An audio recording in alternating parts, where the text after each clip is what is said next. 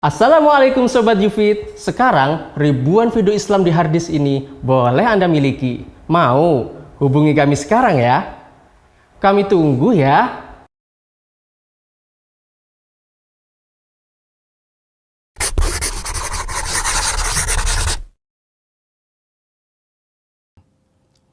Innal hamdalillah wassalatu wassalamu ala Rasulillah wa ala alihi wa ashabihi wa mawalah wala haula wala quwata illa billah amma ba'du. Alhamdulillah, para pemirsa rahimani wa rahimakumullah, melanjutkan kajian kita dari kitab Al-Usul Ats-Tsalatsah, pembahasan tentang 3 perkara yang sangat mendasar dalam agama kita, yaitu mengenal Allah Subhanahu wa taala, mengenal Rasulnya sallallahu alaihi wasallam, dan mengenal dinul Islam dengan dalil-dalilnya. Kita telah berbicara dan kita telah masuk pada pembicaraan al-aslu tsani, pokok yang kedua, yaitu ma'rifatu dinul Islam bil adillah, mengenal dinul Islam dengan dalil-dalilnya. Dan kita telah bicara tentang permasalahan ini, tentang definisi Islam, kemudian maratibuddin, bahwasanya agama ini memiliki tingkatan yang paling bawah adalah al-Islam, di atasnya al-iman, dan di atasnya juga ada al-ihsan. Dan kita sedang bicara tentang itu martabatul ula, yaitu al-Islam. Martabat yang pertama yaitu al-Islam. Dan kita sedang bicara tentang arkanul Islam, dan kita telah bicara tentang syahadatain, syahadat la ilaha illallah dan syahadat Muhammad Rasulullah. Kita menyisakan pembicaraan tentang ini 4 rukun Islam yang lainnya, yaitu salat, zakat, puasa, dan haji.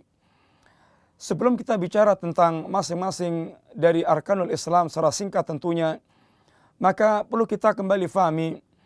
Yang pertama, bahwa seluruh arkanul Islam sekaligus ajaran yang mengandung tasfiyatun nufus. Seluruh arkanul Islam adalah semua ajarannya mengandung tasfiyatun nufus. Rukun yang pertama adalah tauhid.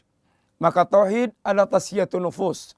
Sehingga Allah Subhanahu wa taala menyebutkan tentang orang-orang musyrik, orang-orang yang mereka menyekutukan Allah dengan ungkapan Allah, innamal musyrikuna najasun, bahwa orang-orang musyrik itu najis. Artinya jiwanya kotor, jiwanya tidak bersih, jiwanya belepotan dengan najis. Kemudian salat. Bagaimana Allah Subhanahu wa taala bicara tentang salat? Salat yang akan bisa membersihkan jiwa seorang. Inna salata tanha 'anil fahsya'i wal munkar.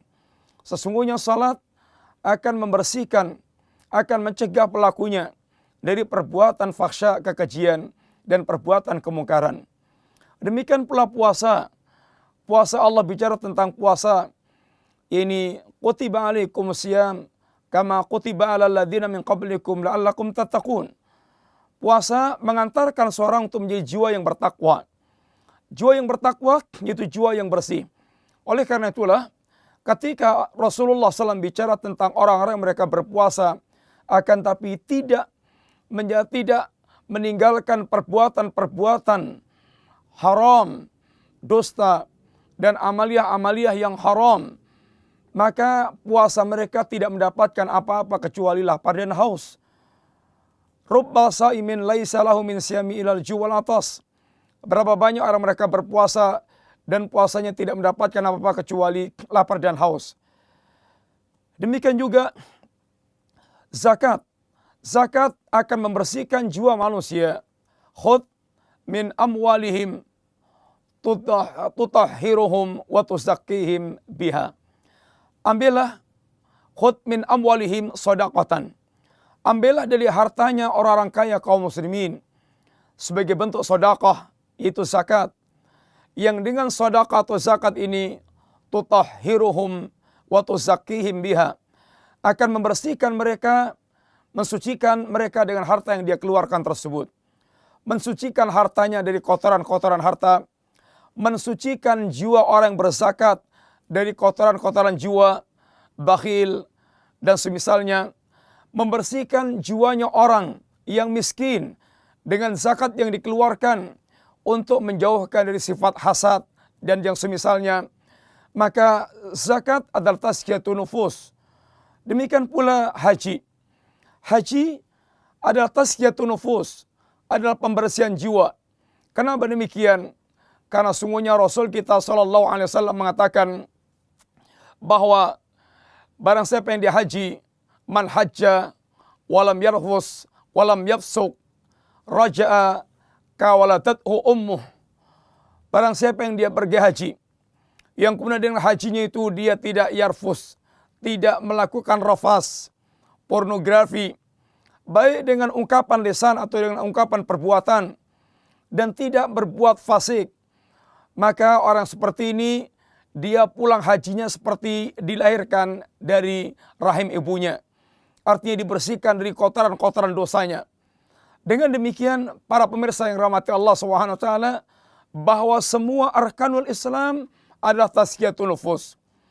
Ada lagi catatan penting berkaitan dengan arkanul Islam ini, tentang ini kapan seorang dikatakan batal Islamnya, berkaitan dengan meninggalkan arkanul Islam tersebut. Yang pertama, barang siapa yang meninggalkan syahadatain, dia tinggalkan syahadatain, dia tidak bersyahadat la ilaha illallah, atau tidak bersyahadat Muhammad Rasulullah, maka dia terjatuh dalam kekafiran yang mengeluarkan dari Islam. Dia tidak dianggap sebagai seorang muslim karena dia tidak bersyahadat la ilaha illallah dan bersyahadat Muhammad Rasulullah. Demikian pula yang kedua, barang siapa yang dia meninggalkan salat, maka berkaitan dengan salat, apabila seorang dia tinggalkan salat karena mengingkari kewajiban salat, maka dia kafir, dia keluar dari Islam, membatalkan keislaman dia. Walaupun seandainya dia salat, tapi dia mengingkari kewajiban salat, salat tidak diwajibkan dalam agama ini. Adapun ketika seorang dia meninggalkan salat karena malas, setelah para ulama sepakat tentang wajibnya salat, dan barang siapa yang dia mengingkari kewajiban salat, dia kafir. Adapun orang meninggalkan salat karena malas, maka para ulama berbeda pendapat.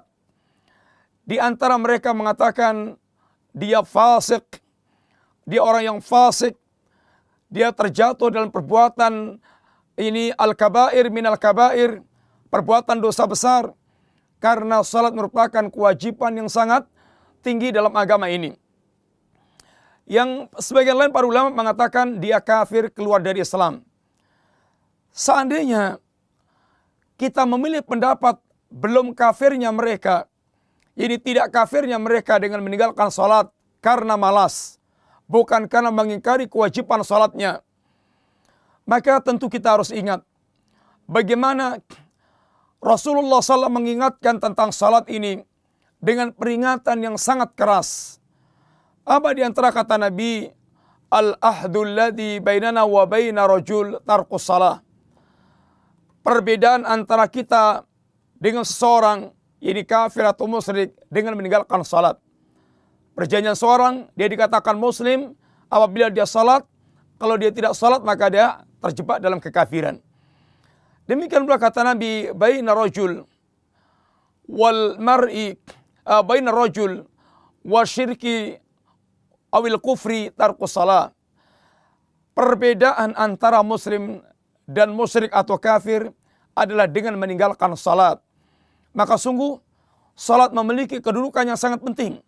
Hendaknya orang-orang mereka meninggalkan salat, maka dia mengkhawatirkan dirinya, dia keluar dari Islam atau merusak dan membatalkan keislaman dia. Paling tidak, para pemirsa yang rahmati Allah SWT, orang yang mereka mensikapi salat mereka dengan malas-malasan, maka dia munafik. Dia adalah orang yang mereka ini terkena sifat munafik. Di antara sifat munafikin, wa idza qamu ila salati qamu kusala. Apabila dia salat, maka dia lakukan salat dengan segala kemalasannya. Ini catatan penting yang berkaitan dengan arkanul Islam.